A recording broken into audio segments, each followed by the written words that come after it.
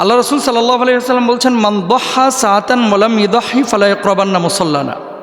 যে ব্যক্তির সামর্থ্য আছে কোরবানি দেওয়ার, অথচ সে কোরবানি দিল না, সে যেন আমার ঈদগাহের ধারে কাছে না আসে। নাউজুবিল্লাহ। মানে সামর্থ্য থাকা সত্ত্বেও কেউ যদি কোরবানি না দেয়।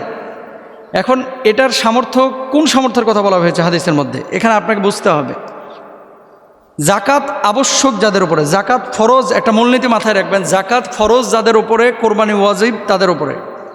তবে জাকাতের নেশাবটা 1 বছর থাকা জরুরি। কোরবানির নেশাব 1 বছর না, মাত্র 3 দিন থাকা জরুরি। এটা আপনাদেরও জানা দরকার। কয়দিন থাকা জরুরি? 3 দিন। কোন 3 দিন?